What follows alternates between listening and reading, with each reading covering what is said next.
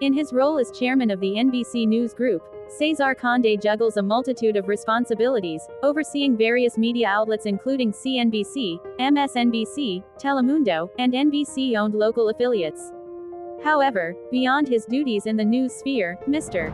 Conde holds additional paid positions, serving on the corporate boards of Walmart and PepsiCo. This arrangement has sparked ethical debates, shedding light on potential conflicts of interest within the news industry, an arena typically vigilant about such matters. Mark Thompson, CNN's new chief executive, similarly sits as chairman of Ancestry.com's board. Ancestry.com is the largest for-profit genealogy company in the world. He also serves as deputy chair of the Royal Shakespeare Company. Mr. Thompson, a British media executive who formerly served as president of the New York Times. Mr. Thompson has recused himself from any news surrounding genealogy companies, including Ancestry.com. A conflict of interest occurs when a board member has multiple interests which may influence the way in which they act or vote on a board, as outlined by leading governance. The United Kingdom passed the Companies Act in 2006, stating board directors have a duty to avoid conflicts of interest. Meanwhile, the dual role of Jeff Bezos as executive chairman of Amazon and owner of The Washington Post has drawn scrutiny, particularly from former President Donald Trump. The Washington Post is nothing more than an expensive lobbyist for Amazon, Mr. Trump wrote in a 2018 post online.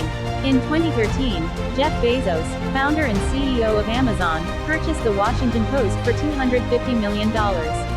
The Post was struggling financially and facing declining readership. However, Mr. Bezos's acquisition raised concerns about potential conflicts of interest. The Post covers Amazon and other businesses Mr. Bezos has a stake in. The paper has tried to address these concerns, disclosing Mr. Bezos's ownership and having policies in place for recusal on stories related to Amazon. Mr.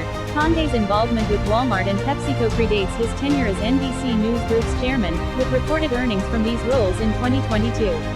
While NBC declined to comment on the issue, Mr.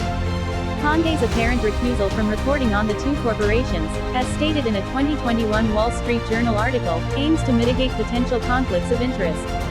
Recusal is a procedural step, but it may not address all potential issues. Experts like Jane Kirtley, professor of media ethics and law at the University of Minnesota, and Kelly McBride, senior vice president and ethics expert at the Poynter Institute, suggest transparency and a commitment to unbiased reporting are crucial in such scenarios. Ms. Kirtley emphasized her position as reported by ABC News, stating, "In an ideal world, I think news executives should avoid situations like this." The evolving landscape of journalism leadership increasingly includes individuals like Mr. Conde and Mr. Thompson, whose backgrounds differ from traditional newsroom trajectories. While their experiences bring diversity, questions about conflicts of interest persist. News organizations such as ABC and CBS lack clear policies on executives serving on external corporate boards, leaving room for ambiguity.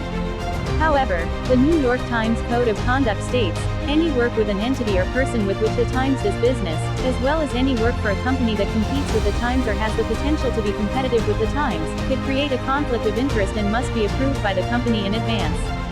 Similarly, the Wall Street Journal's Code of Conduct states employees may not serve as directors, officers, advisors, investors, consultants, or partners of any other company or venture devoted to profit-making. News organizations face challenges in balancing the benefits of diverse leadership experience with the potential for conflicts of interest, but disclosure of potential conflicts, such as the Washington Post's acknowledgement of its ties to Amazon, contributes to maintaining public confidence in the fairness and objectivity of journalism.